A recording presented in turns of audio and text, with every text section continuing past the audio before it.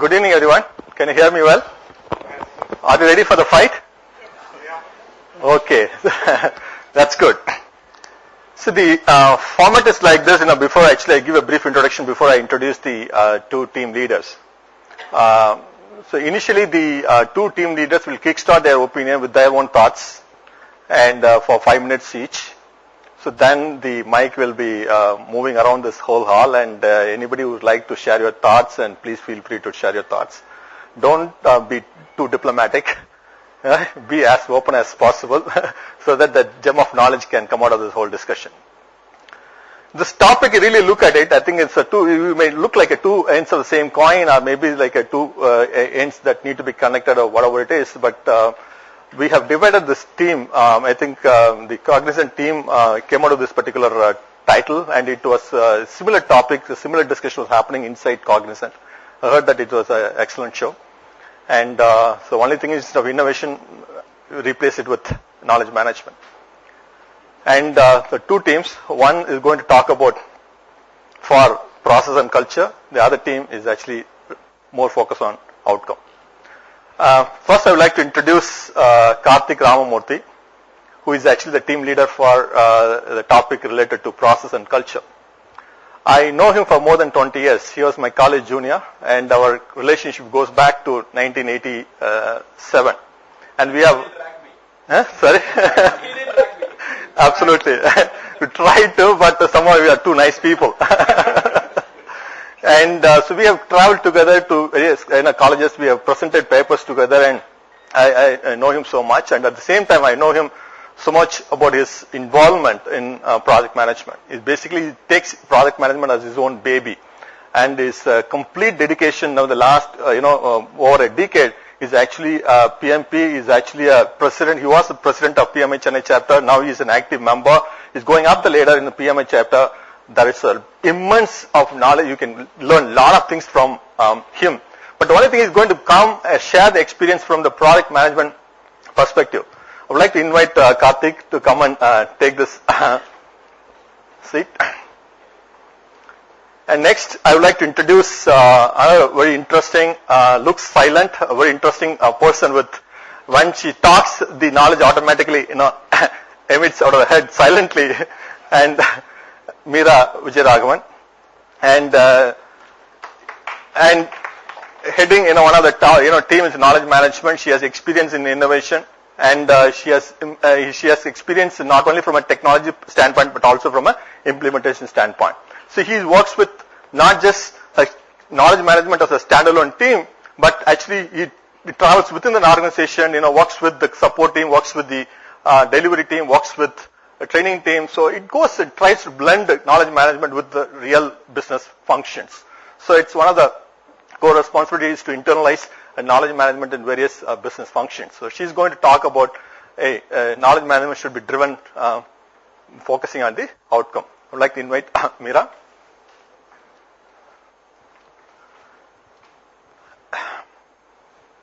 And whoever, actually just for the convenience, I think just for a few seconds could be a little bit of disturbance here. If whoever wants to support this particular team, stay here.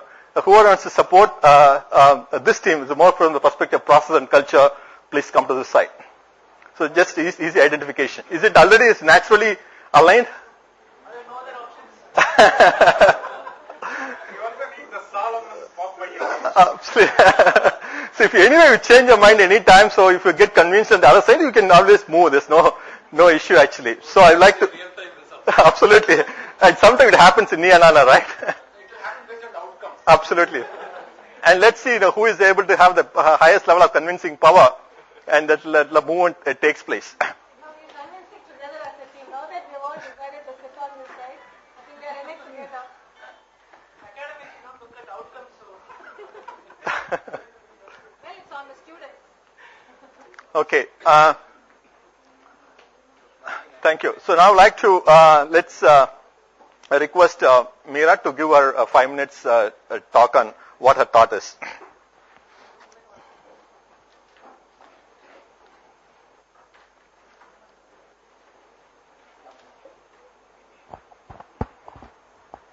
Yeah, so good evening, everybody. Before I begin today, I would like to tell you the circumstances on which I landed into this side of the discussion without getting too many people into trouble out here.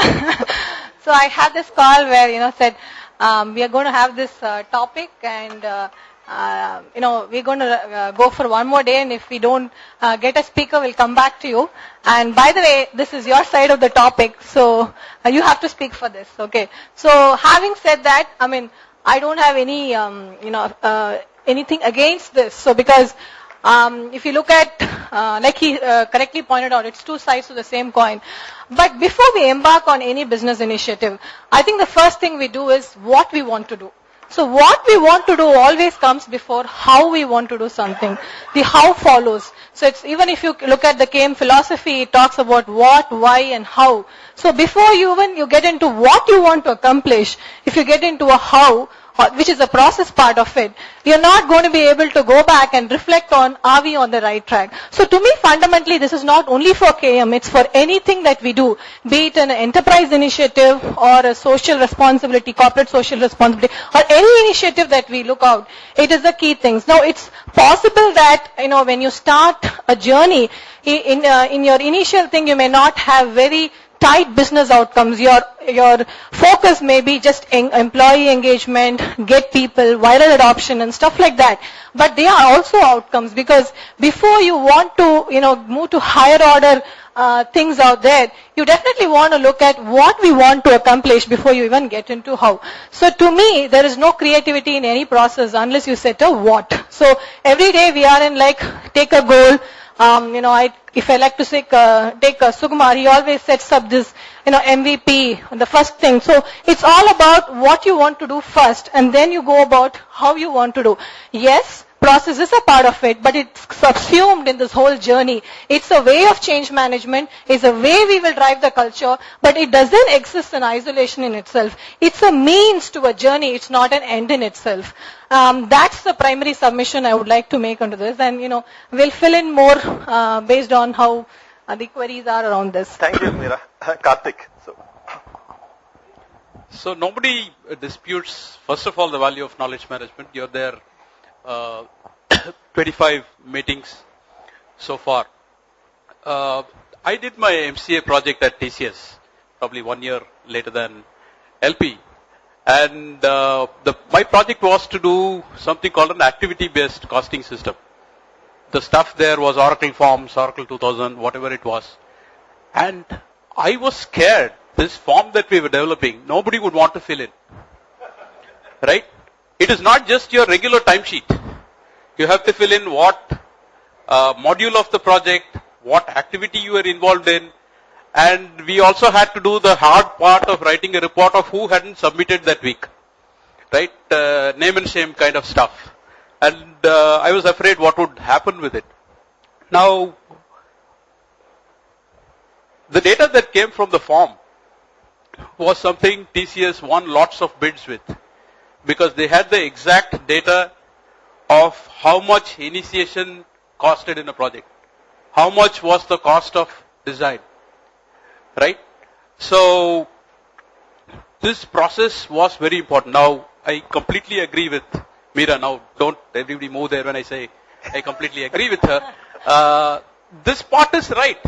You have to look at the outcome at the start, right? But outcomes won't come just because we look at where we want to be there. I read this book on visualization, right? And one of the persons who criticized it said that, yes, visualization is a very powerful technique, but if I sit here and visualize that I'll be in London next week, will I get there?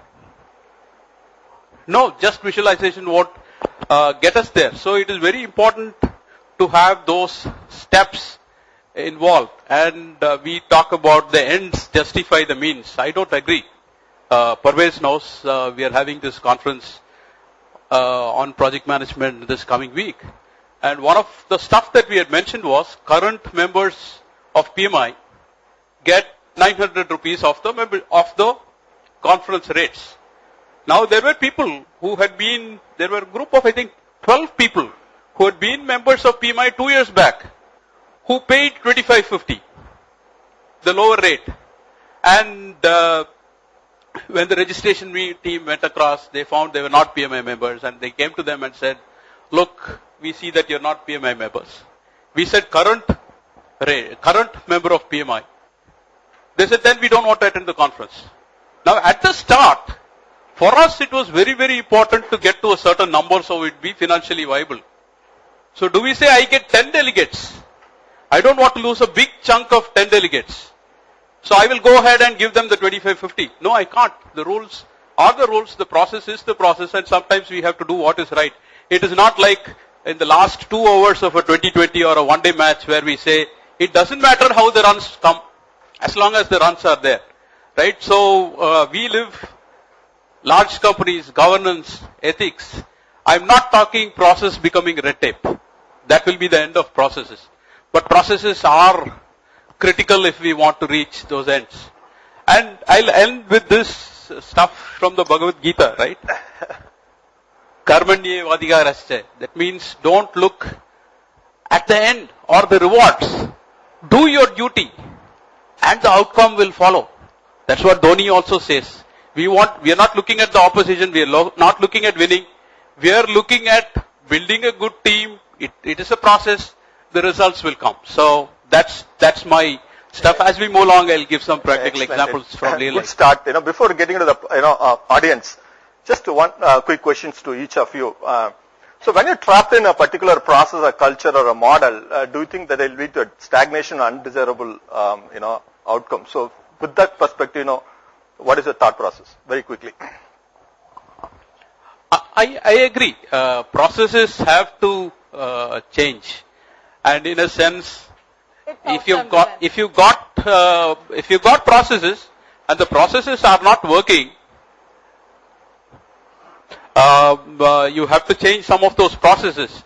Sometimes the processes may change the outcome. The processes may show you that outcome is impossible. You're adopting a particular approach. You're not going to reach that. Just changing processes is not going to help. Sometimes you may have to change the outcome itself. Excellent. Meera, so sometimes, the outcome is so obvious. I'm said use the word sometimes. So it's very, very obvious. So I want to increase my per person productivity from $30,000 to $1 million. Or I want to increase my profitability from 20% to 50%. The outcome is so obvious. So when the outcome is very obvious, what stops us from getting there? Yeah, I think it's a mind share of everybody. So, for example, if this particular engagement or initiative, whatever we are doing, has a goal, that goal being imprinted in everybody's mind is very important. So that's where I'm saying it's a goal flow down. For example, let me refer back to the rocket launch example. I think it's a very often quoted example where somebody is working. I think it's a NASA example. Somebody's asked the chief technical officer or someone, he's asked, what are you working on? He's saying, I'm working on the rocket launch. Then it goes from there to somebody in his project, and then it goes all the way to the janitor in the whole thing. And he says, what are you working on? I'm working on the rocket launch. So everybody sees their work as a bit of the larger outcome. If you are driving a process from a compliance perspective, to quote his point, timesheet, and you're not seeing the bigger picture, yes, you would drive a compliance to say that fill in this information. But then if it gets compliance, then people would start giving you excuses on why they should not do it. So it's the tip of the iceberg that they've seen. The value articulation is very important because beyond compliance, we have to move and see other things that are part of the bigger picture. So to me, the mind share of the goal is a very key component of what it takes. And maybe if it's a 2 or 3 member team, all of them see the same vision. But the moment the team size increases, there are multiple vision barriers, people barriers, vision barriers, all those things that start emerging. And that is where, keeping an eye on that makes a lot of difference. Audience, anybody would like to pick up the mic and share your thoughts from this side? Raja, the king. Point. Whole world is going towards the instantaneous solution and instantaneous information update, right? Organizations are breaking down in the way of Facebook, not CMM5. Okay, so CMM5 itself is under questioning now. Everybody feels that you must have an enterprise Facebook and blah, blah, blah. IBM is also changing its own Lotus platform towards enterprise system. So when the whole world is moving towards a network-centric village and mobility, right, where younger children at home are smarter than the elders in using mobile phone, what process, what compliance? So are you And saying we what should set a certification? lazy outcome or a lazy process? No, outcome is the goal post. That's all. Okay. If you cannot make step out of the highway, somebody Okay. else will take care of you. That's We'll what. come back. That's what the whole country is trying to tell UPA Excellent. government. If you cannot do it, let somebody else do it. Instead of Supreme Court doing, let somebody do it. Is the Excellent. point. That's good point. Let's come here. This time. So do you want to fight with Raja now? It's a good opportunity here. Yeah, this is a process, yeah. Thank you. Yeah. See, the very if we take this forum as an example, we have a process, every third Wednesday, okay, and then starting with the tea and snack, high tea and all that stuff. So we even, I do not know how many of you are worried about the outcome of this session, but we know that every Thursday, every Wednesday, third Wednesday is a KM session, and we start with the tea and snack and ending with a keynote, mentor note from Sugumar. So there is a process followed, okay.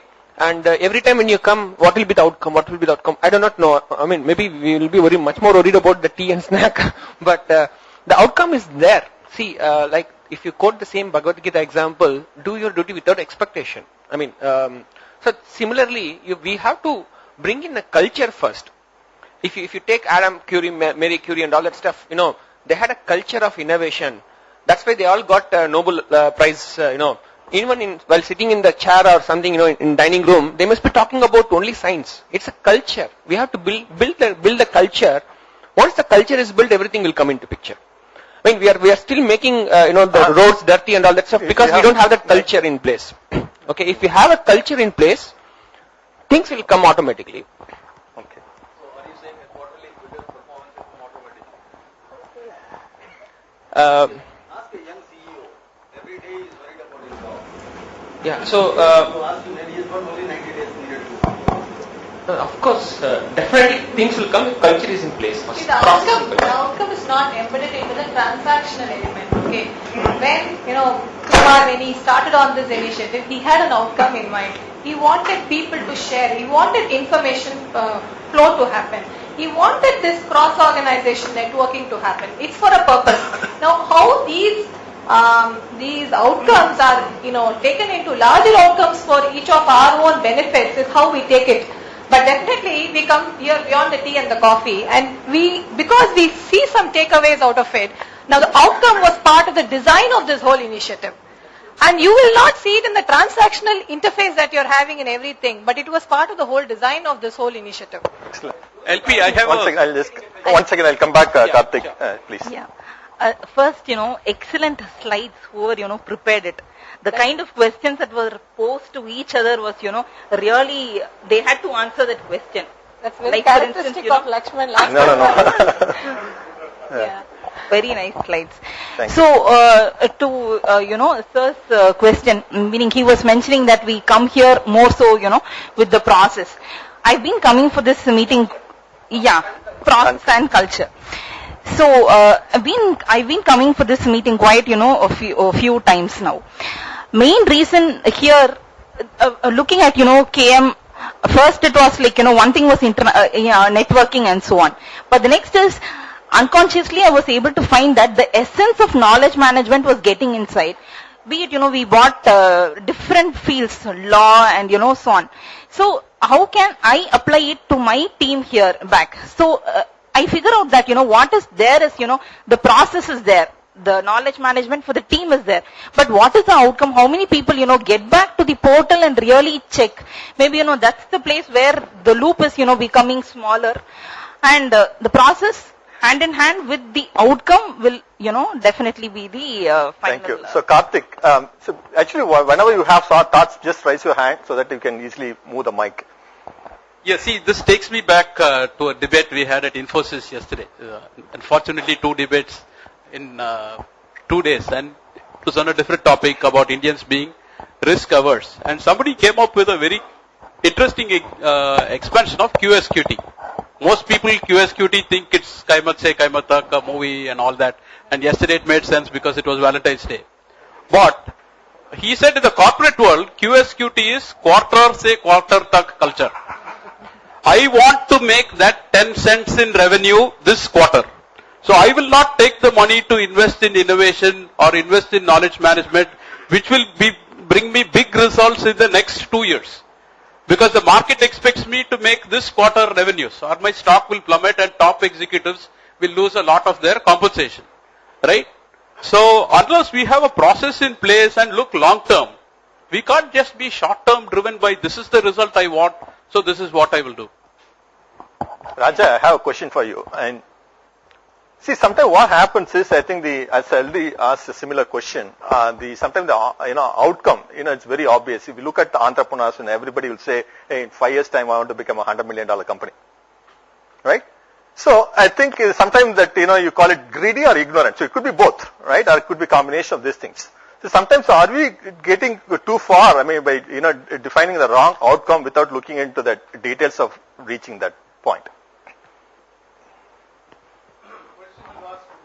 Raja, I think, as you mentioned.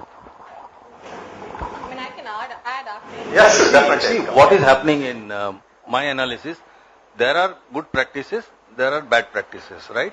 There are practices which sizzle, okay? You may have 100 processes, but there are 2 processes which sizzle. And if 2 processes out of 100 you use, there's a good chance you can skip next 10 and cross over. Now, they are sizzling processes. When outcome is the goal, and you say outcome is my most important thing, with ethics and karmani devadikaraste, all those things being there, in a good systematic manner, good professional culture, you have a chance to use those sizzling factors. So I'm not saying process and culture is not important. The question is, please skip certain processes which are suicidal in nature. Now, what happens, this process quality compliance community are so busy with the forms, they cannot sift between the good processes, sizzling processes and the mediocre processes. Thank you. Then what happens when outcome fails? And he says, what can I do? I followed CMM level 5. No, 100% agree. That's why at the beginning I said I'm not talking red tape. No, no. Right processes. Don't throw red tape. ready out with the pocket. No. Come back, Raja, one second. Yeah. So, Meera, you wanted to say something. Oh. Thank you, Raja. You wanted to say something related to that. I think, when we say outcomes, the wrong notion that I would see that outcome means profitability or top line, right? Now, outcome is anything which is a desirable output or effect we want to see, right? For example, if you talk about enterprises, there's a sales-driven enterprise, innovation-driven enterprise. When you talk about Marie Curie and the innovation-driven thing, there is an outcome you want to see in everybody. You want the enterprise to become best in class in innovation. You want the enterprise to become best in class in something. So, it is a higher order goal. It's not a Q1, Q2 is something you have to keep in target. They are tactical goals you need to do to keep your organization running before you achieve your higher order goals. So, there's something you work on a tactical level and there's some things you work on a philosophical level. I think we should not confuse these two. Any outcome, any initiative you drive on has certain higher order goals, and if it's a long-term initiative, it's a short-term initiative, there is an outcome in mind. Otherwise, we cannot be we cannot be out of the blue trying to say, I want to do this, because the first thing you would ask is, why do you want to do this? Even before you get to how do you want to do this? Okay. That was the point I was trying to make. So yeah, sure, please. I don't know, I'm actually doing concluding remarks here. On which side? Yeah, so my point is very simple, right? Somebody said if you are a CEO and you are sitting on a hot seat, think about culture and all, he doesn't care about it, right? I think it depends on the maturity. So ideally, if I were to be in a place, I would look at the mini outcomes that we would expect as the first phase. The second phase will be how do I scale it using process. The third is how do I sustain it using culture. That would be my answer. Excellent. So from this side, one second. I think you mentioned Dhoni here. Otherwise, I would have probably been on the other side. On the last point. Yeah, after our India-Australia match, now if you look at from Dhoni's perspective, more important, then, if everyone would have thought, then I think we wouldn't have entrepreneurs just like that. See, actually, if we are relating a little bit to what he already mentioned, he doesn't agree with that, end justifies the mean. So now you are commenting Dhoni based on the results in the short term, or are you looking at Dhoni as a long term, his styles and process, or whatever techniques and so on? If it is a long term. And I would also like to add on to that. Yeah. Okay. Switch off? Yeah. Okay. Well, if it is a long-term vision that he has, or the outcome vision, then he would have probably commented in such a way that, if you look at after the second test match failure, the kind of comments that he had given. Well, I don't think. Because your point is that I think I allow Karthik to respond. Yes. Dhoni, the example I gave you, first of all, Dhoni is stymied by other processes which he has no control over. Right? So don't look at making the old guard retire. He has no control over that, right? So once again, we are not let's not throw the baby out with the bathwater and say processes are bad, processes take time, so processes are not important. Yes, outcomes are important, but to reach those outcomes, you need processes. Sometimes the processes tell you, the data from the processes tell you that you can't reach that goal, right?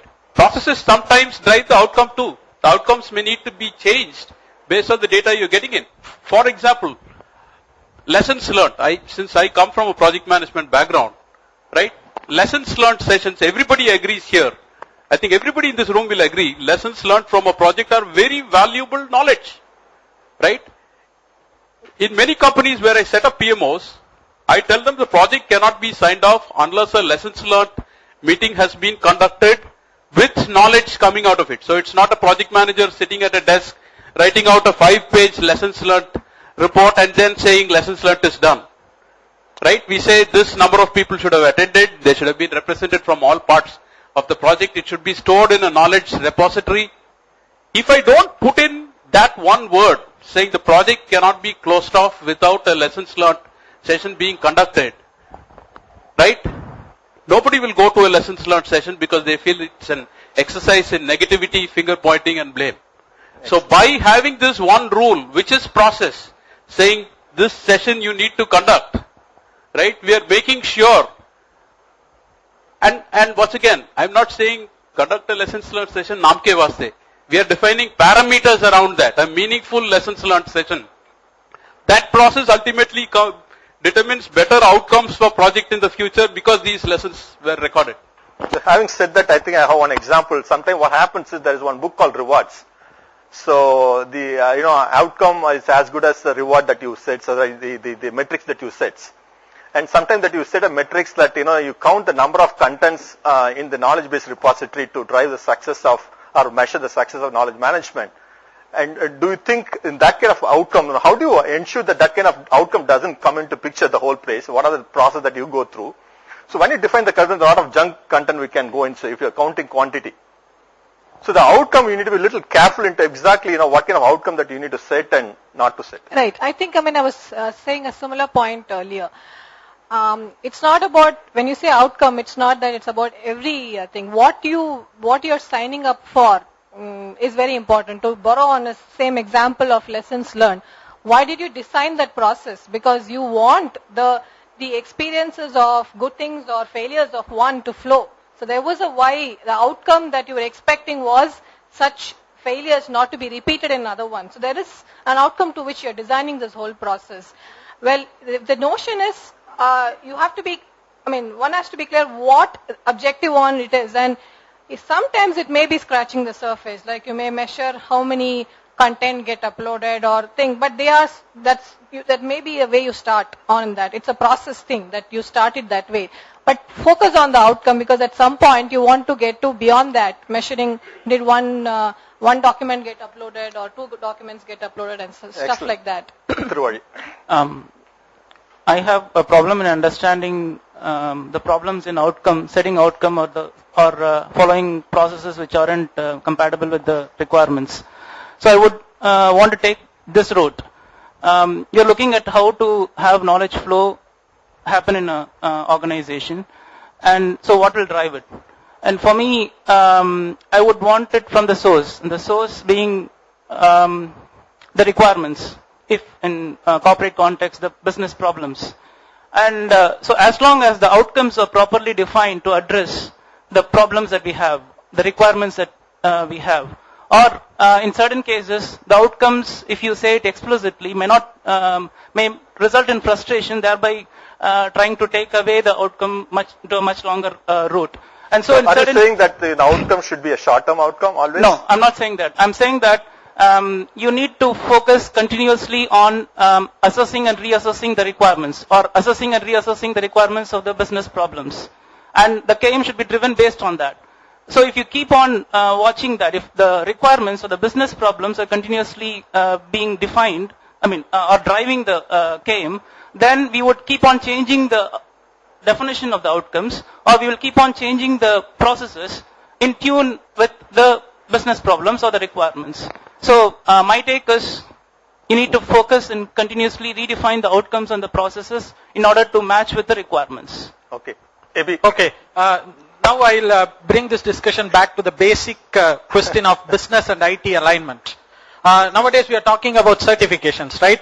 My company is CMMI level 5, my company is PCMM level 5, my company is ISO 20000 certified, all those things. So obviously these companies have very good IT processes in place. If you take the present company I'm working for example, Maersk, the business will say, I want my shipment to reach on time. So we go to the business with the IT metric saying, all my service in the data center is available 99.9999% of the time. But the business will come and say, I don't care. Does my shipment reach on time? So obviously here we have a case of all the processes being good, but the outcome is still not there. So that's exactly the point. Even the process is good. So how do you say a process is good, but outcome is not there? The how do process you is define good. the objective good for process? The process is good because it is aligned to the best practices in the industry. So in fact, it is not aligned to the business requirements, but it's aligned to the best practices in the industry. Yeah.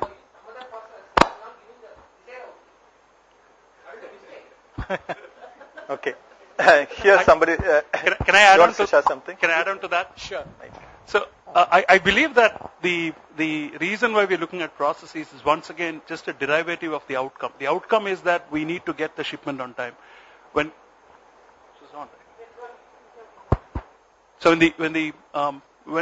we can achieve an outcome without saying the wrong thing, but without really going through the established process, and there are better practices to get that same outcome. There's nothing wrong in getting that practice.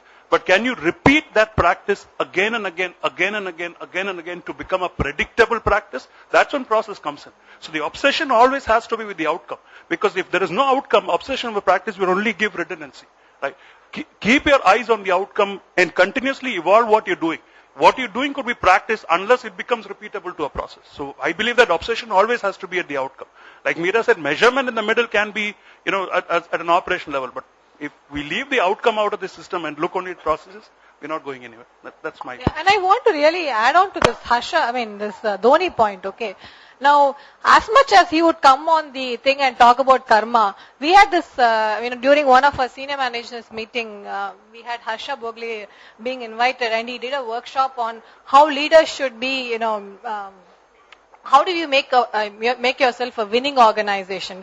It's about the kind of inspirational and motivational things, the cultural things that you do on yourself to win. But the idea is clear. You have to win, and every time you have to win. He was quoting the Australian example. So it isn't that it was a philanthropic thing that was done. It was kind of taken to such a subconscious level that, winning becomes automatic. Okay. But it wasn't that, it was such a philanthropic exercise. Well, somebody would like to come on the stage and definitely say that.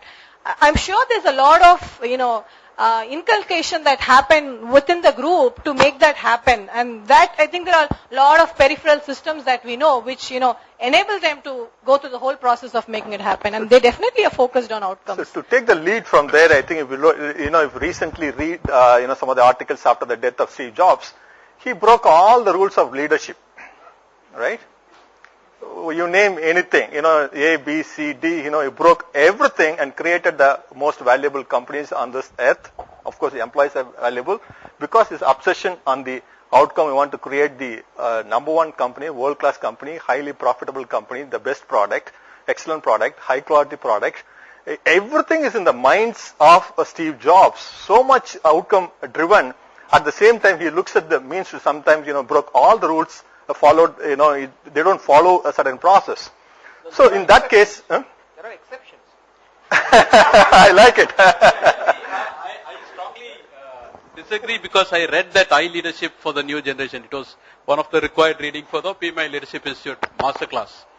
And look, Jobs was fairly successful right out of the gate. Right? Gate is probably a wrong word. We don't want to bring in gates. But he came upon a large amount of money. The things I read in that book, if you don't come in on Saturday and Sunday, don't bother coming into work on Monday. Right? Can any new entrepreneur without a large amount of money afford to say that to his employees today? It seems he had a $2,000 watch that he wore. And if anybody said that watch is terrific design, he just used to hand over that watch to the person. He had 20 of them in his desk. So Jobs is a big exception. If you have a lot of money at the start, you can afford to break all the rules. Of course, you have to break rules when you're an entrepreneur. But just this morning we saw the Enron guy resign from the board. Excellent. I was also quoting that from the perspective of sometimes that you have to pick and choose what is right for you. Right? Sometimes the process works, sometimes the process doesn't work. You mentioned about a couple of odd process and whatever it is. So that was the point I would like to make. So I would like to take the discussion to the next level. Something exactly as already in a continuation to what the question that I asked Raja some time back. The outcome, sometimes it's very, very easy to define, easy to set sometimes, and you set a very highly ambitious outcome, but I think not many people actually reach that desired outcome. So they take a different path. You see in Egypt and Libya, you saw what, we didn't see, at least we read about it, what happened in India. So in that process, we really look at this particular person's, I think, the outcome is very clear, but you choose the route, which is a long route, but it helps us reach that particular point in a proper shape. So with that perspective, do you have any points to add in both teams, related to this actually? Yeah. So when we say outcomes, it comes with a certain constraints. When I say constraints, I don't mean it in a wrong sense. In the sense like it is actually, there are certain things which are given or part of it. So ethics is a part of it. It's not that when you're saying outcome, you go any which way and get it out.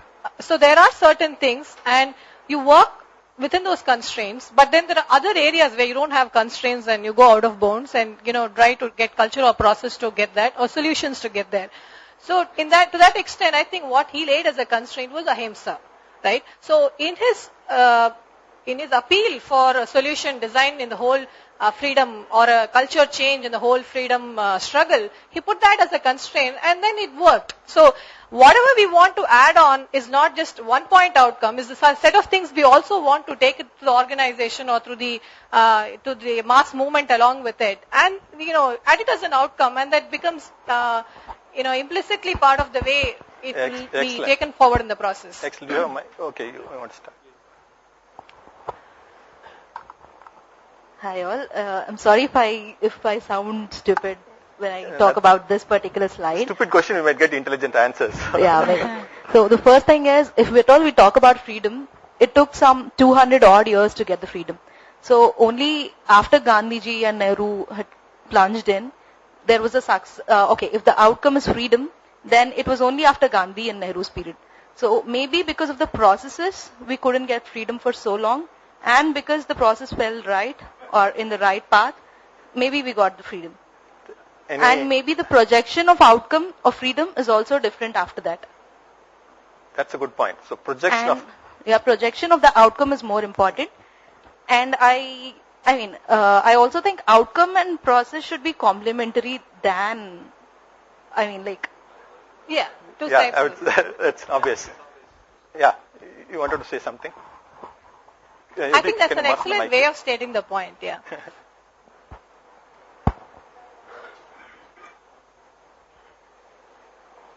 Just one point I wanted to add, like too much of process and culture will be a hindrance for creativity. For instance, if we find a kid who is left-handed and if we force him saying the process is to write with right hand, his creativity will be affected, is medically proved. Once again, Sukumar, you shared a link. The constraints leads to creativity. Can you please share some thoughts on that?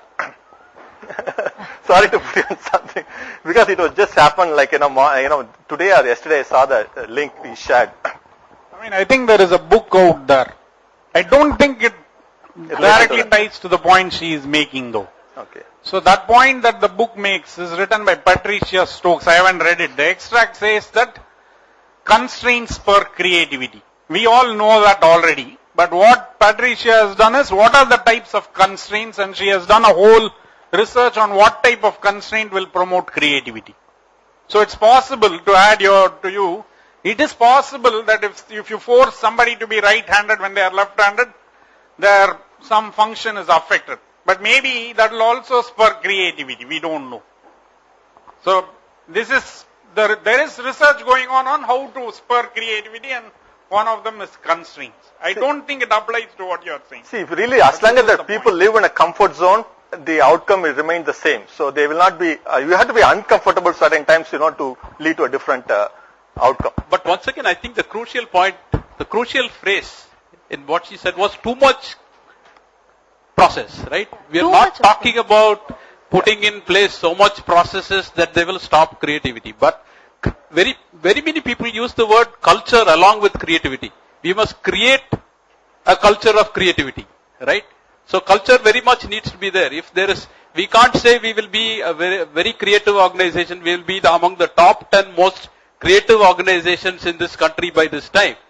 It has to come through culture, right? It has to be implanted in the genes of people, right? So that's where a situation where, forget process for a minute, culture becomes very, very important in order to improve creativity. There are some outcomes where you cannot have metrics, you cannot measure, right? But putting in place the process means slowly we improve along the way. Yeah, I have one point here. Actually, I come from automotive industry. Probably I throw an example on that. See, we are talking about the outcome, and in a long run, I think that sustainability outcomes depends on process and culture. Let me share one example.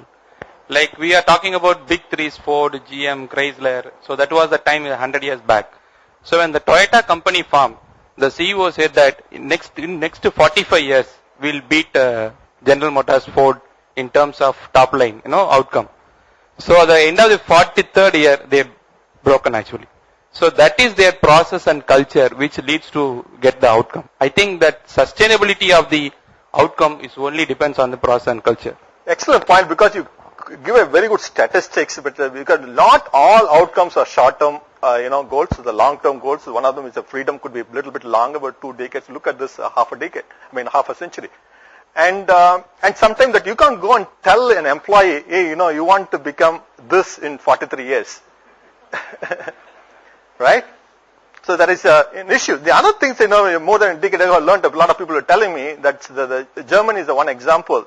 They are actually the process maniacs. They basically live and breathe process, and all the outcome. They say that SAP, no matter how many companies they create here.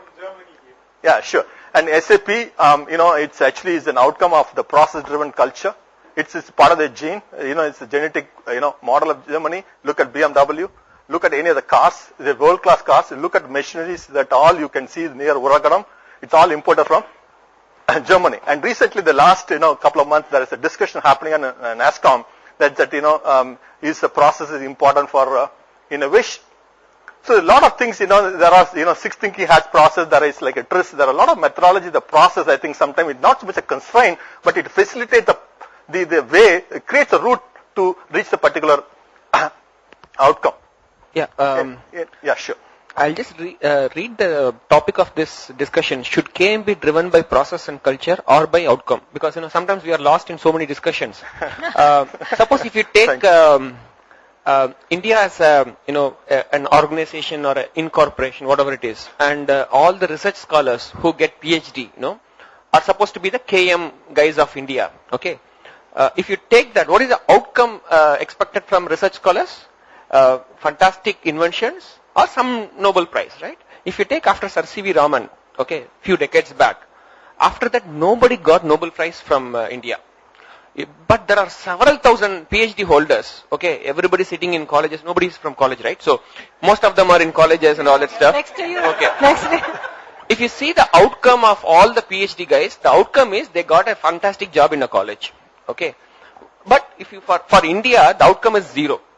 Because, neither we got a Nobel Prize or none of the PhD or research thing is useful. Person's outcome is because there is no, see, we are dominating on the process. There is something called as culture also. See, the topic involves both process and culture. What is the culture we have? Okay, if the culture what we have right now is, if I give 1 lakh rupees, I'll get a PhD. Seriously, the culture is bad. Because we are thinking about the outcome. What is the outcome? I'll get a PhD. I'm not worried whether I'll get a useful thing for the people. That is knowledge. That is, I'm giving something out or innovation or something. That is KM in India. What is the KM? I'll put together all sum of KM in India, zero. Because everybody got the outcome is there. Everybody got a PhD, they got a better salary now. Right? Okay, I think we are confusing the level in which an outcome is applied. Okay, so if you want philosophically across India PhD to improve, it's a higher order goal. You want to spawn research institutions, you want to invest in that, PhDs will flow. Okay. You have to also create space on in that. So it is a design of a system at a different level. But if you take a PhD for a specific, institutional need for research, a PhD makes sense. And yes, what is wrong if the individual is benefited by his individual PhD? I'm not getting into this 1 lakh, 2 lakh business, but understanding that he has a PhD, there's an outcome which has helped him to apply his learning back into this. Now, it all depends on the level in which we can make the transformation apply. I mean, sitting at a certain level where I do my bit or my small mite in the larger ocean to contribute, but to think that I can actually, change the whole world upside down today, to me, it's a tall order on a day one. Like she said, the freedom struggle takes 200 years to come, so be it. That's what it takes. Maybe we will innovate further to get it faster in a similar situation in a different context and so on. But the problem space and the solution space are really different in these two, and the outcomes are only bounded by them, is my humble opinion in that.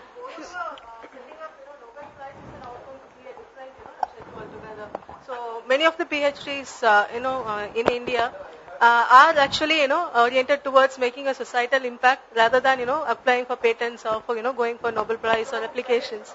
So I know of many who are actually making a societal impact in a big way in India. So, the outcome, whatever they have said, it's on a different level. Somebody give an example of this particular one. Look at, after seeing all the Tamil movies and Hindi movies, maybe some of the desire for the male is to have a six-pack, right? So sometimes that, we know exactly define the end goal that I want to have a six-pack, but we miss out on so many culture, discipline, and process to getting there. I just want to come in on the PhD thing and university thing. I got one reason from him for why I am not still doing a PhD. But having said that, the problem there is with probably if you are looking at knowledge creation, then PhD is not probably the only way how we measure the outcome of it. Small correction. I think the PhD was defined mainly because of the metrics, the rating system from the government. So they measure the value of the college campus based on number of PhDs or percentage of PhDs inside the organization. So the outcome you define there, you have to attack, then everything can change. Yeah.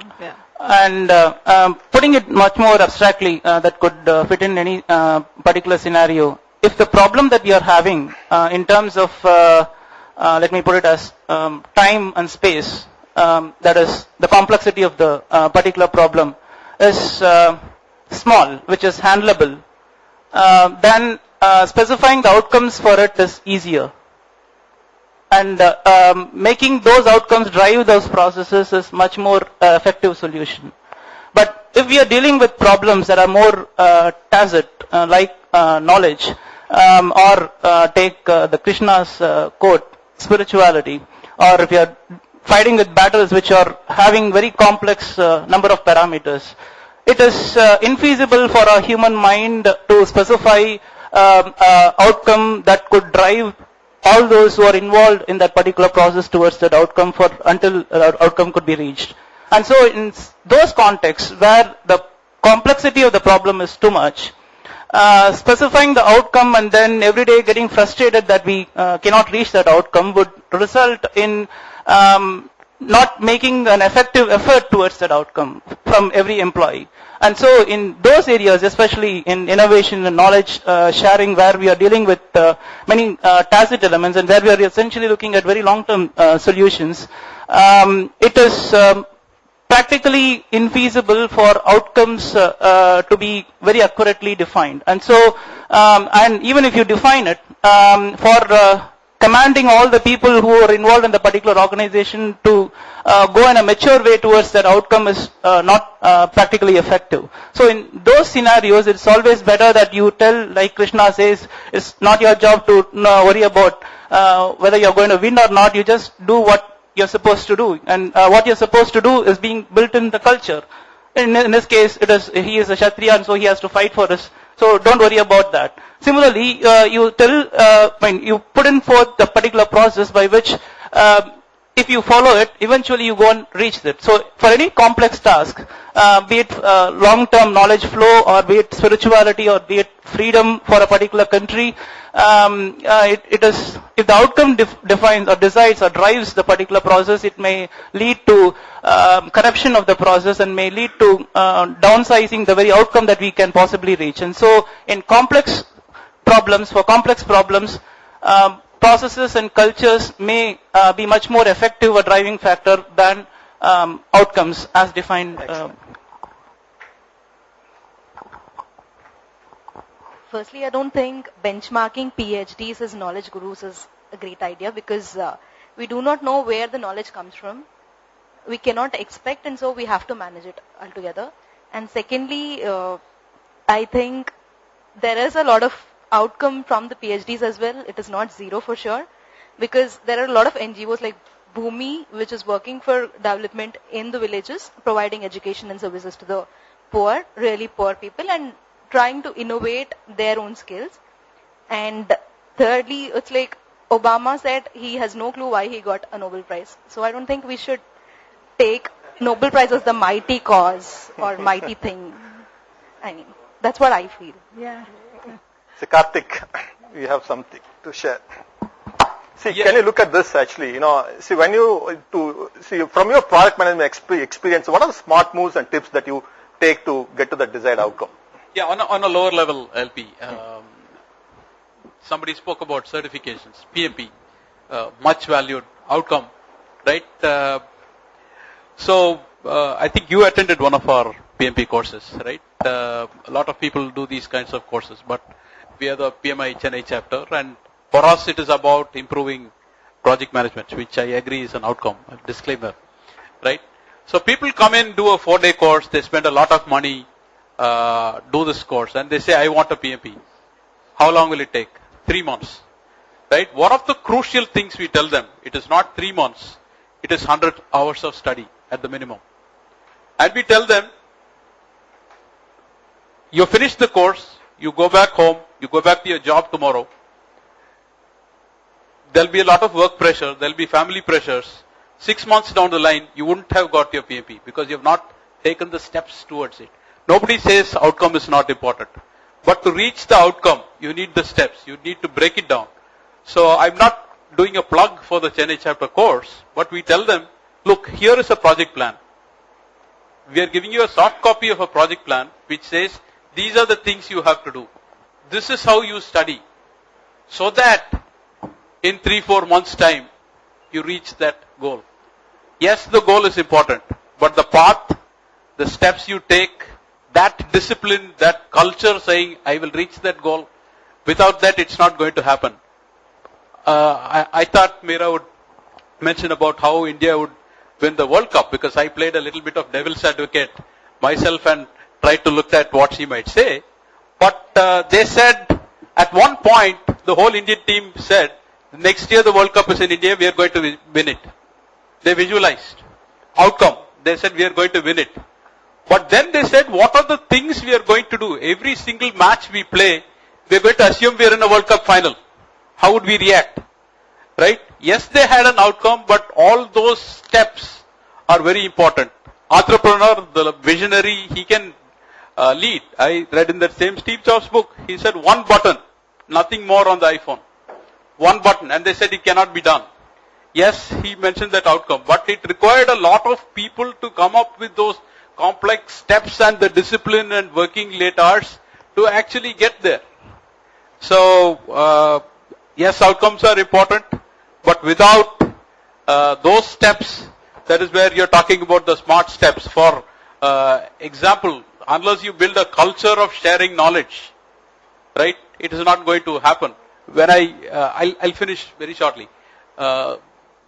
Soon after I had landed in the US, I was working for a company, and there was a Russian lady who truly epitomized knowledge is power. She would not share. You had some work to be done. She needed to give you information. She felt if she gave you that information, she is somehow less important. Right? If there is a process in place, right, that shares, that talks about sharing of knowledge, then once again, a lot of those delays wouldn't have happened. So those steps are important. From a knowledge management perspective, we have to build the culture that knowledge shared is not knowledge divided, but it's knowledge multiplied. Yes. And those steps are important. Meera? Yeah. Before I get into the specific question, allow me to quote an example from the recent CIIKM event. Sandhya was talking, and one of the things she's, many of you are already aware, she's in the dean of the CEO of the IIT Madras Research Park. So she was giving a personal example of how, she was working in the KM research area, being with Gartner, traveling across and, speaking to many organizations. She almost went through the Gartner hype curve in terms of anything. First it was some amount of skepticism, and after some time, anything she saw only knowledge management. And after some time, it just turned out to be disillusionment in the whole exercise. And at some point, she said that, I just wanted to be away from knowledge management. I just don't want to get into knowledge management. And then she started her whole research topic on how does, virtualization and, globalization, in that context, what are the factors that are very important? Okay. And when she started doing a lot of research, she stumbled into something as a key parameter as a knowledge transfer. Okay. And eventually it got into how knowledge management is related in that. So the reason I brought this point up was, in the event, one of the queries that came up and again was, how are you measuring the benefits of doing something? So the question is, she was basically responding to the question that the moment I started from a business problem, it became the natural solution that you apply to get there. So you're not starting from the process. I take knowledge management as a solution and then trying to find the outcome to fit in.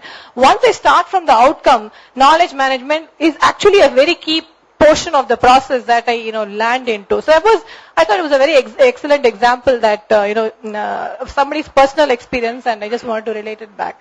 Now, coming back to this particular question, I think he touched upon, going back to the same example, when you're looking at an outcome translates to different things at different people, different levels, different people working on a particular some project. Let's say take a project itself. For example, if your KPI is effort variation, you're not going to tell every developer that, your effort variation should be 1%, 2%, 3%. You would draw a project plan and then say that, the outcome of this is this date, we have to complete this milestone. This is the effort we must put in. So every step, it translates into an outcome. To Thiru's point, it's not that you're going to take that one big outcome and say, hey, all of you guys do this outcome kind of stuff. You're going to translate that into chunks of smaller outcomes, which everybody can relate to, and then, play to their roles, which adds up to the larger outcome that one wants to get into. So in the design of every micro process that you're putting on to the larger process, there is the smart move that aligns to the larger outcome, which should be the key portion to ensure that the larger outcome is actually being delivered. Participant, do you have any questions? Not for thoughts, questions. One second, questions. Yeah. So,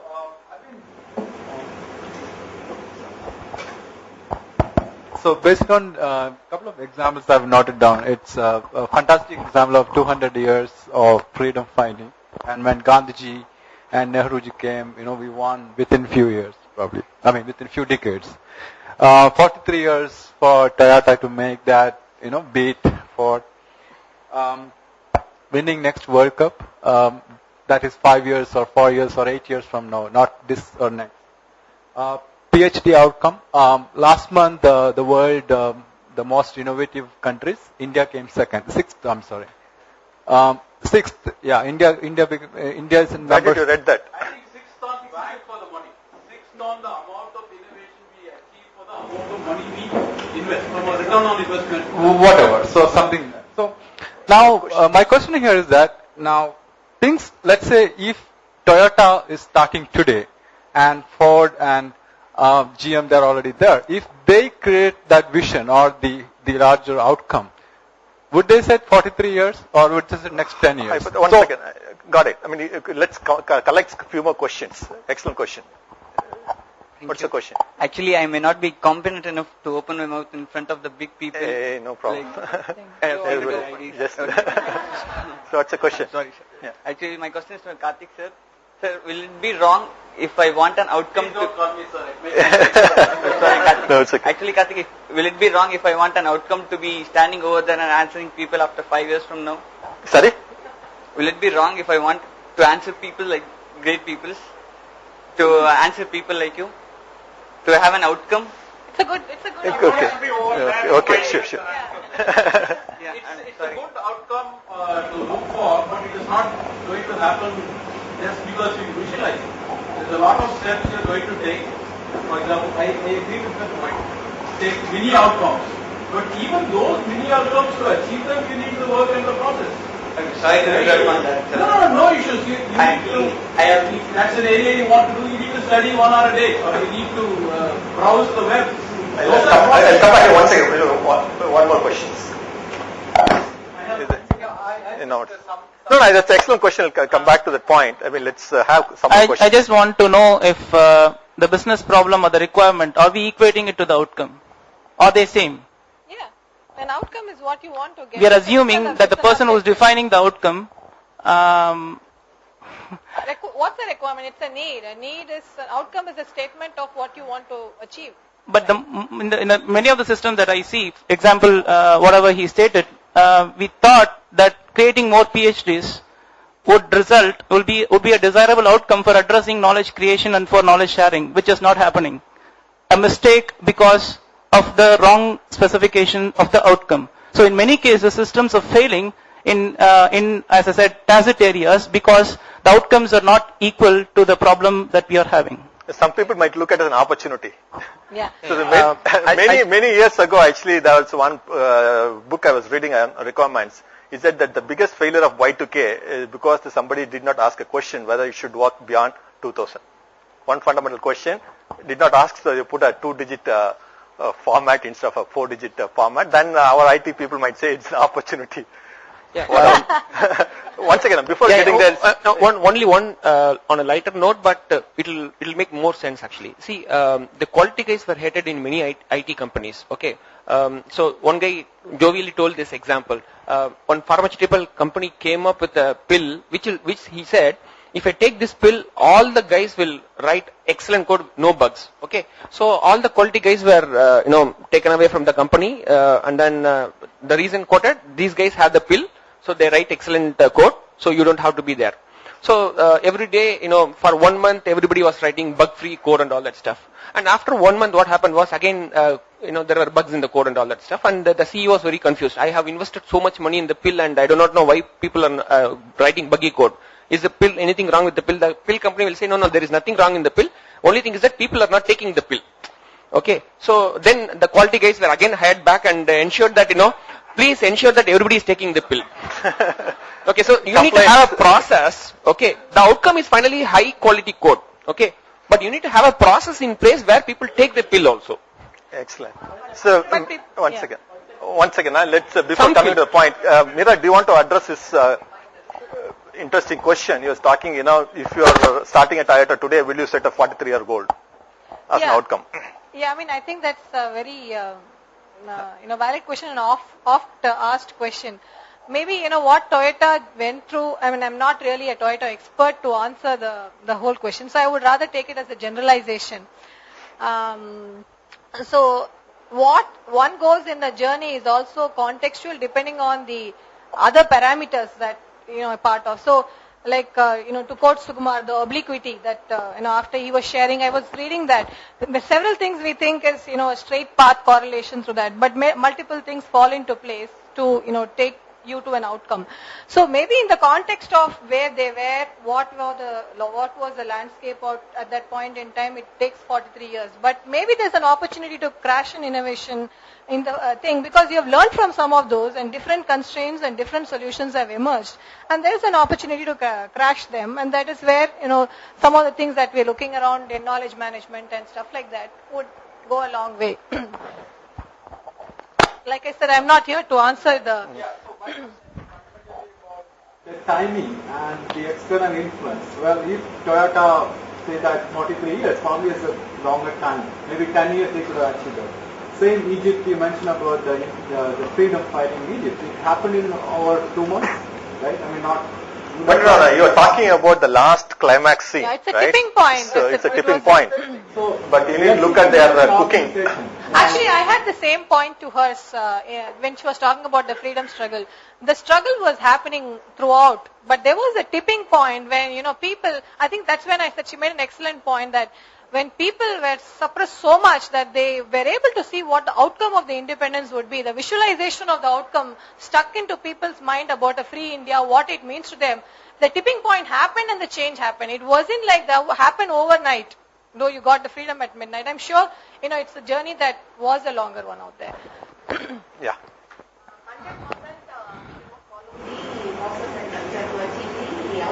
99%?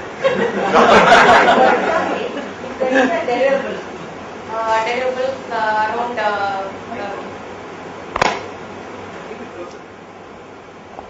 okay. If there is a deliverables after 3 months, so in the initial days people will follow the process, culture and everything. But in the last 15 days or in 1 week time, they will be fully focused on the outcome. So after achieving the outcome, they will feel the process.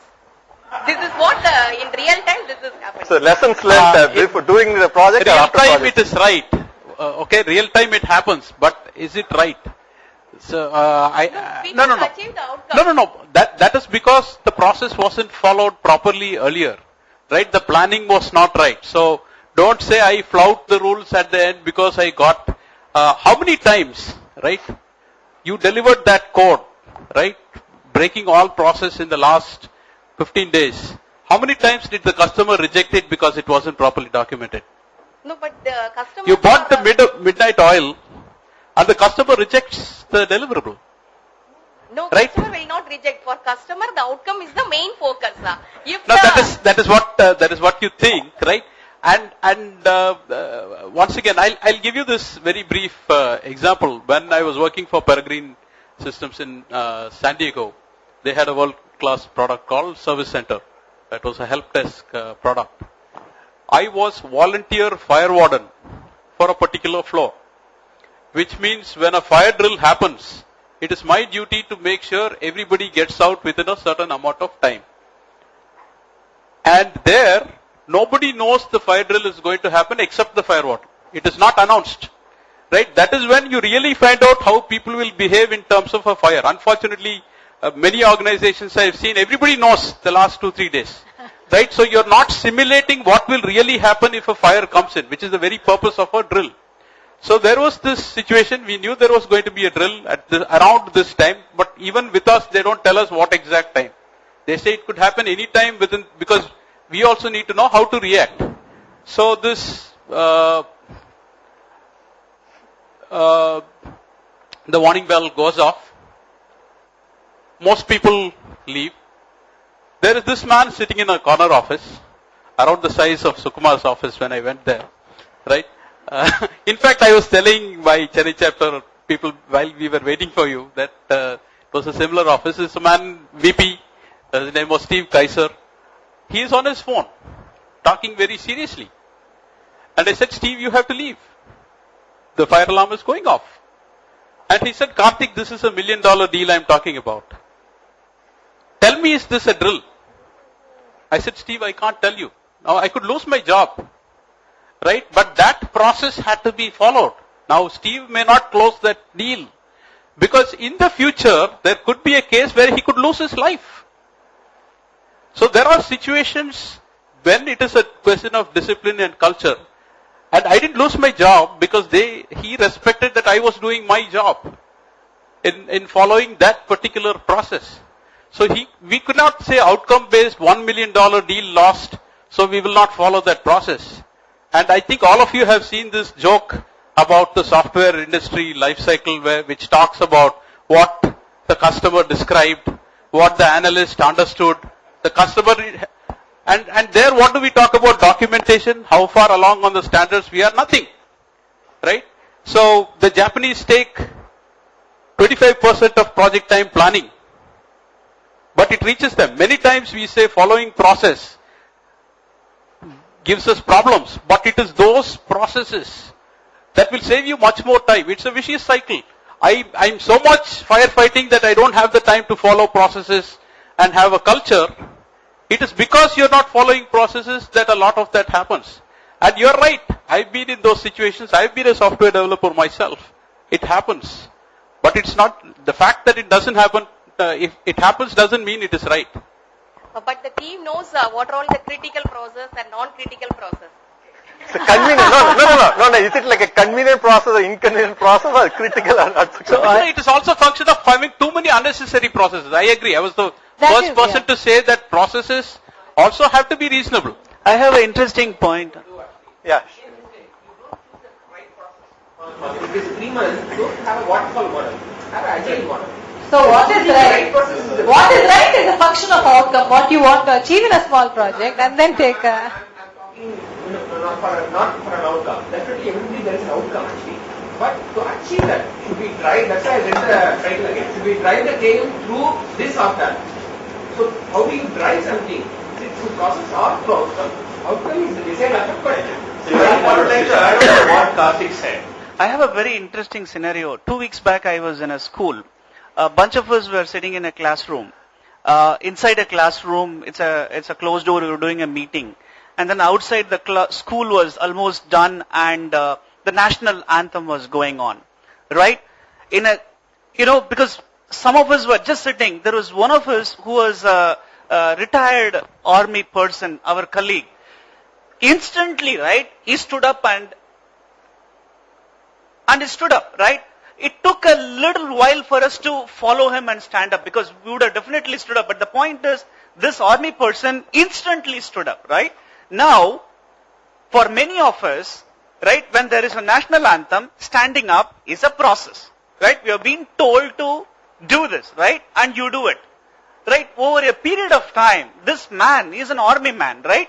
Now, it became his DNA, which is a culture, right? Now, suddenly now, are we talking about culture influencing process or process influencing a culture? Excellent. Excellent point. Yeah. Excellent point. Yeah. Hello? Yeah. And this is my first day for the K community. I'm so glad to be part of it. And more so ever that it's not a normal presentation, but we are having some kind of a group discussion and a debate, in fact, that gives a lot of energy in all of us. It's very a trivial answer that both have to be complementary, but the exciting part of the discussion is which is more important and where do I have to focus? It's obvious that each of them are complementary. So I just take the example, there are so many examples that I have, I just take the example of a certification, right? The outcome is clear. The outcome is, it's also noble that you have to get your certification because that marks your ability to in any expertise or expertise in any area. The outcome is also noble and the expected outcome is noble. But what happens? Dump. Right? Everybody uses dump. I mean, the outcome was set properly and the reason for the outcome was also noble. But what happens? People go with dumps. 99% of the cases only dumps speaks. They hardly gain the ability. Right? And for example, if you even go for education, so BE, I mean, It's also, once again, you measured by metrics. You have 87%, 85%. Yes, it's noble. You have to get that mark because it speaks of your ability to learn. But what happens? They hardly even understand what is a rectifier. I was coming from ECE. The people hardly understand what is a rectifier, but they were able to get 85%, 87%, 90%. You want to blame the outcome then? No, it was said with a noble cause, but the fact is, the moment that you attach yourself with the outcome, you lose. You immediately lose. But smartly set the outcome and immediately disorient yourself from the outcome. You have set the outcome. Doesn't mean that you are not going without a goal. Set the outcome and detach yourself from the outcome. And that's where the human tendency is always to encourage. As a leader, you always want to encourage people. But the moment that your mind is setting on your outcome, it's very difficult to be on your own note. You become frustrated with the moment you're not able to see the outcome. You become irritated the moment people are, there are so many people who will complain that my leader is not able to tolerate when I'm even just going for a break, right? Because you're focused more on the outcome. But rather, set a goal, be focused on the outcome and detach yourself from the outcome and come to the culture.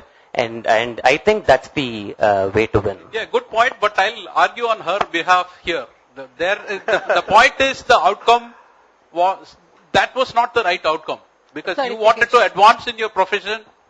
Certification is a point in that goal, right? In achieving that outcome.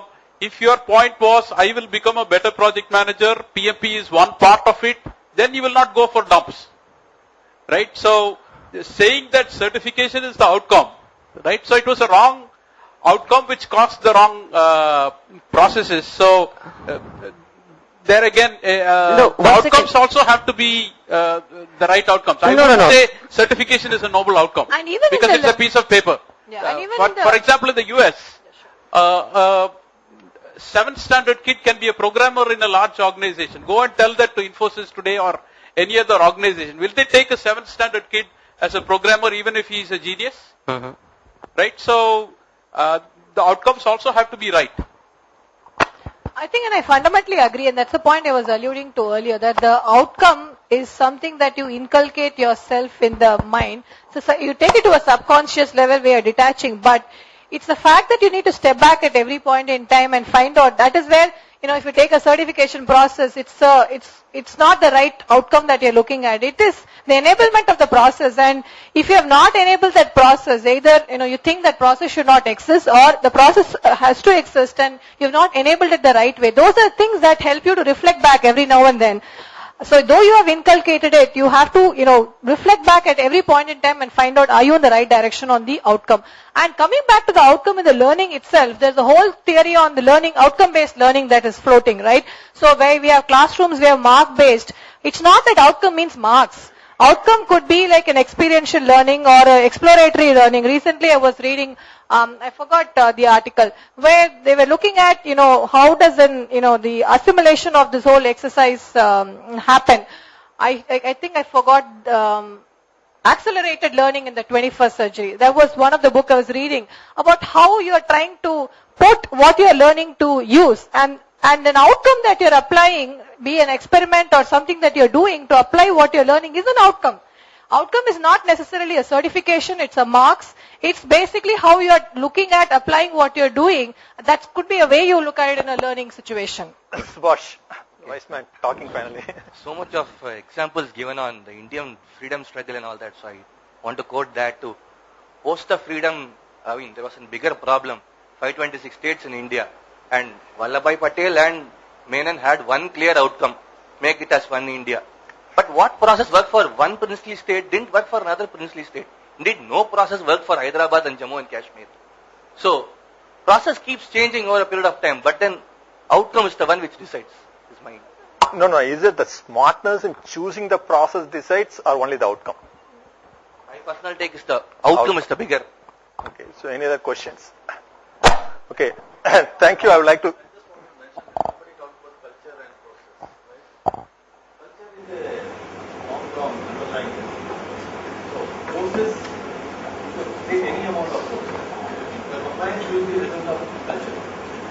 Culture is shortcut, compliance is also a shortcut.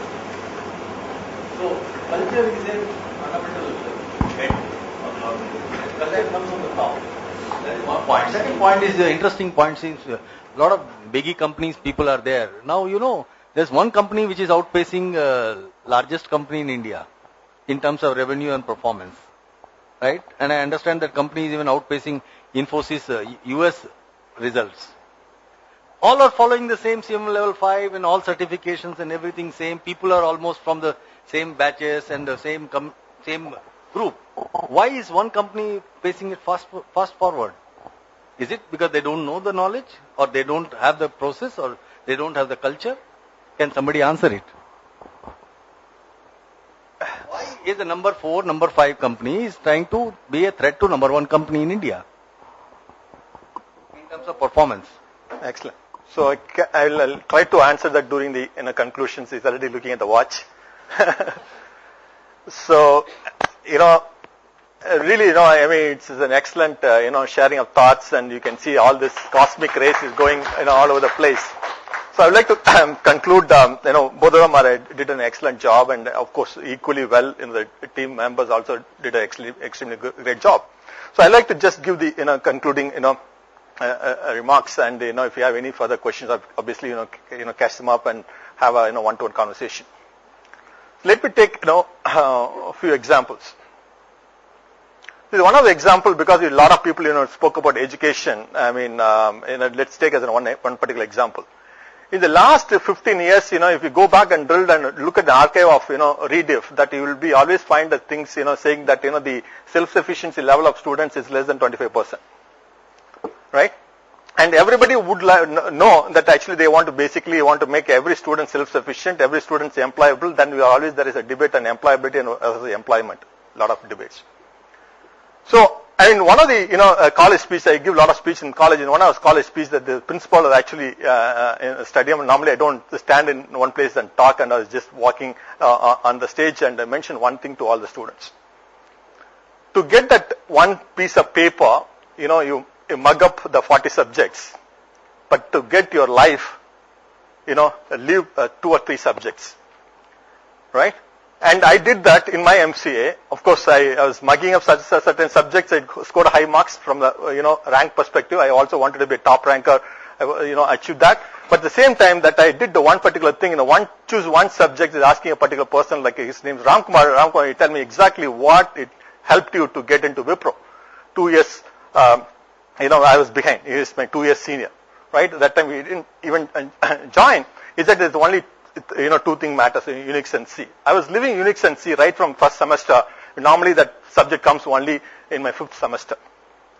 And when I went to, Wipro, my self-sufficiency, whatever that, people did not even teach me anything. So I was right from day one, employed. But I could see a lot of things. I was doing the same thing to my employees to come into office. And so far, the last 10 years, not even a single employee in the last 20 years, I asked them for their degree certificate.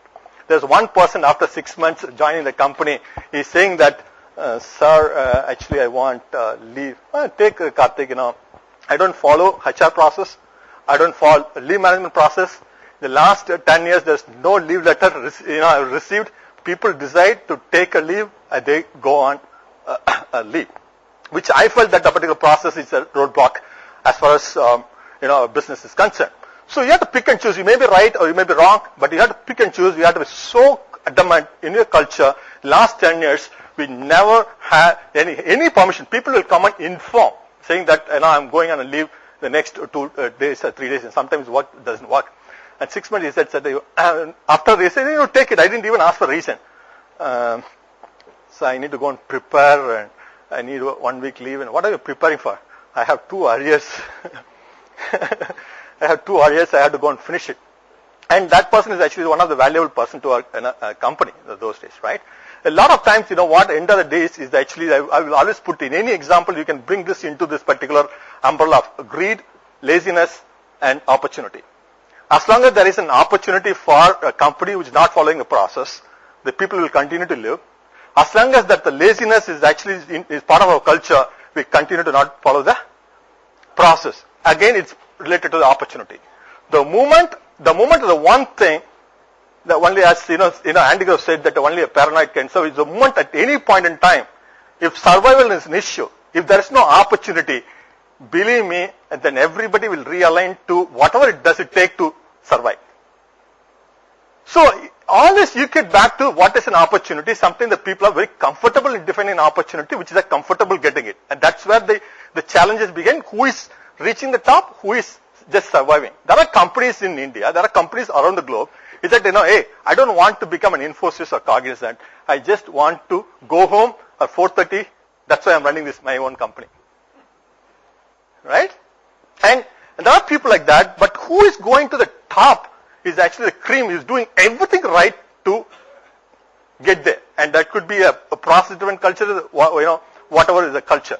But the moment they look at the opportunity, what happens is actually the opportunity drives. The moment the opportunity is not given to a company who is inefficient because of lack of process, the opportunity will be taken away. The best example is Ambassador car. Right? You may say that because I don't want to change the look and feel of car. I know if you look at the ranking in automobile industry, they'll come the last rank. It's very sad to see the made in India product is not doing extremely well. Sorry? Ambassador is the one example. You can keep giving a lot of examples. But what happens is sometimes we set up comfortable outcomes. And sometimes what happens is no matter what the outcome is, there are smart people, MBA people always regenerate the charts and bar charts and pie charts look appealing, comfortable to people. I have sent that so many times. Unless otherwise you redefine everything, then you regenerate the things with the proper outcome and people, then you know exactly you are behind in so many things. Sometimes the people will go, in the Indian IT services company, there are some company, I'm not naming any company, I'm taking one example. They may go and compare it with another Indian IT services company. Right? But, so what? Did you compare yourself with IBM? Then your alignment, believe me, that is a $4 billion company, become a $100 billion company, you have to do a transformation. You have to do a transformation. And you can't feel very happy of being a $1 billion company. Right? And the last 5 years and 6 years, we have been fighting and struggling to create a brand for Made in India.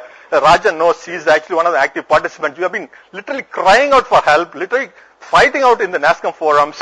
And if you believe me, there are some people mentioned that sometimes the results of discussion may not be in our generation, maybe in the next generation. But we still debate and discuss. So asking a question and what the time matters, it doesn't matter. You have to do what does it take to get there. Right? If it takes 100 years to transform our India to a clean India, you have to follow the process for 100 years. And then keep following the process. Then it becomes a habit, culture. So once there's something called, there is something, a level of neuro-linguistic programming, there is a level called, unconscious incompetence, conscious incompetence, conscious competence, and unconscious competence.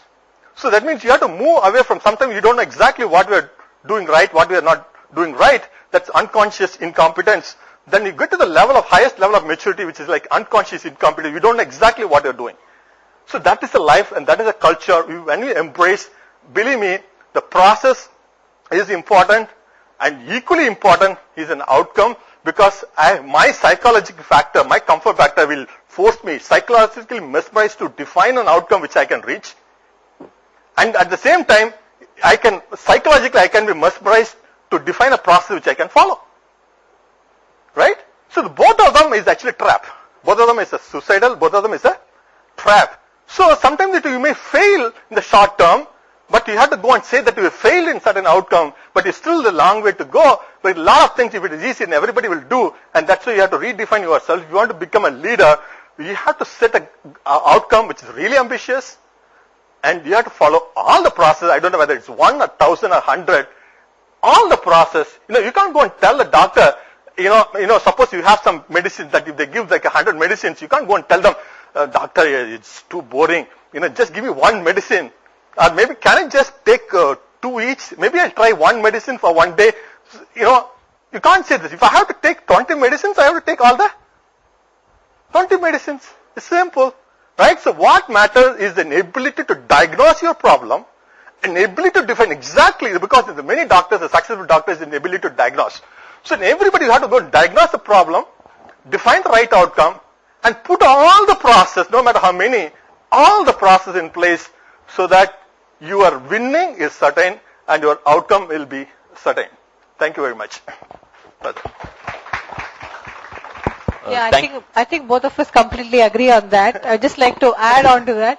It's just that, the polarization help to achieve, it's like almost donning a thinking cap. You consciously not don the other cap, you consciously don only this cap, and then you get all the points pertaining to this, and then you don the other cap and you get, otherwise it's really the two sides of the same coin.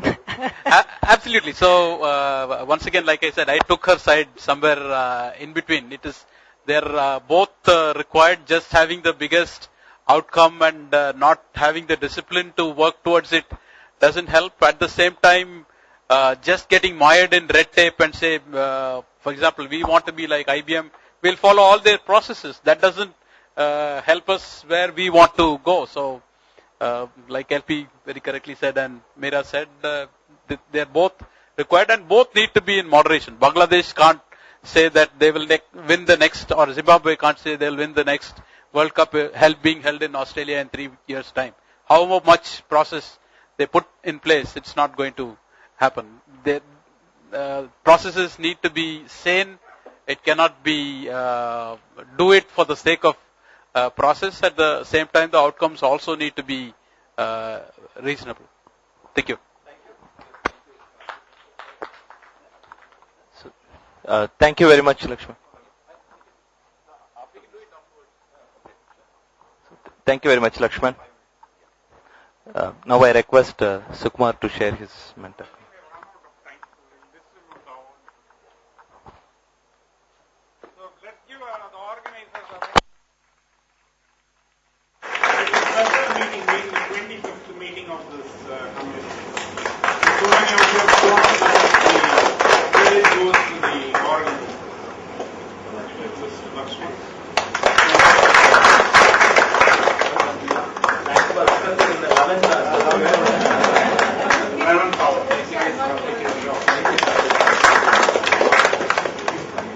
So to commemorate the 25th edition, so we have come up with some sweets.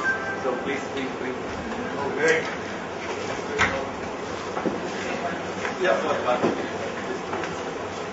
See, the one thing that I have, I discussed with Karthik is that we need a lot of times, I think Sukumar, many of people also mentioned that we need to have an inter-community or inter-group collaboration more and more. And I've been to this in a couple of PMA Chennai chapters, and he also agreed to have a memorandum of understanding, which I explained to Divakar, where the project management community and the K community can actually, no financial dealings, but it's just a memorandum of understanding, so that if any event that we do, they can go and communicate and market. I mean, we can get more people there, so that there is a cross learning can actually take place and vice versa. What is the outcome target of the K community? It's a knowledge worth sharing. Knowledge worth sharing.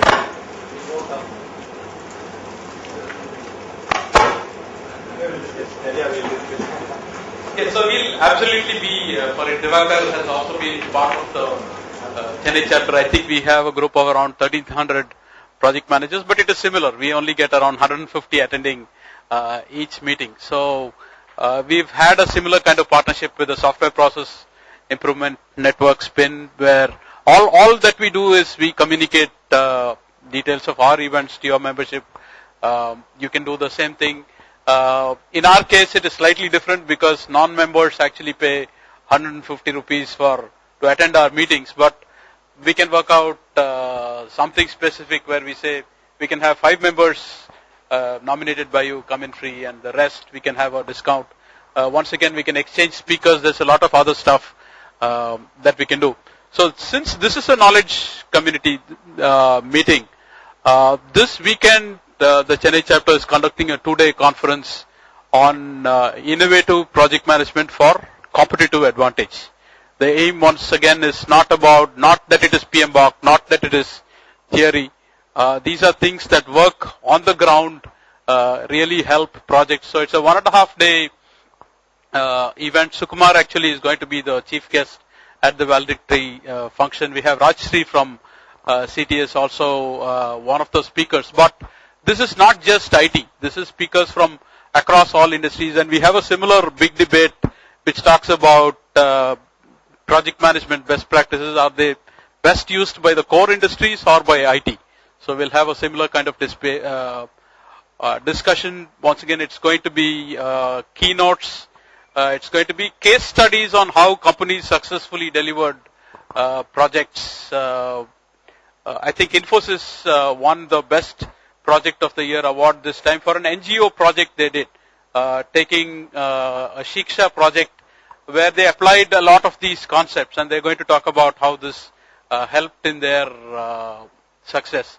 So once again, like you, we are a not-for-profit organization. The actual conference rates normally don't even cover the cost of food and our giveaways, so we don't focus on PDUs and all those kinds of things.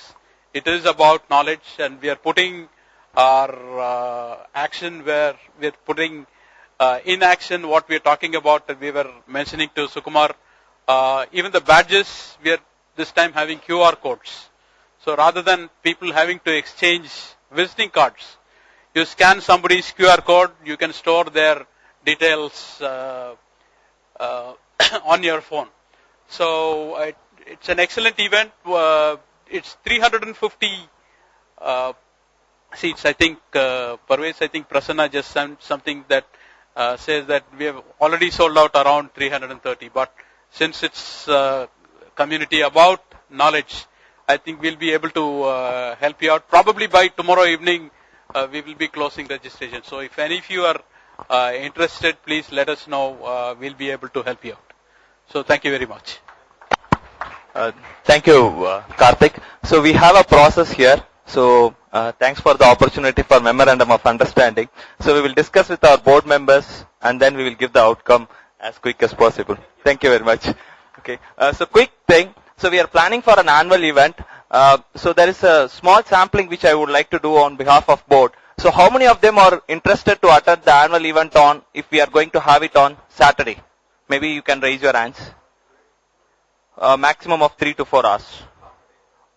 Okay. If it's on Wednesday? That's why I just want to ask.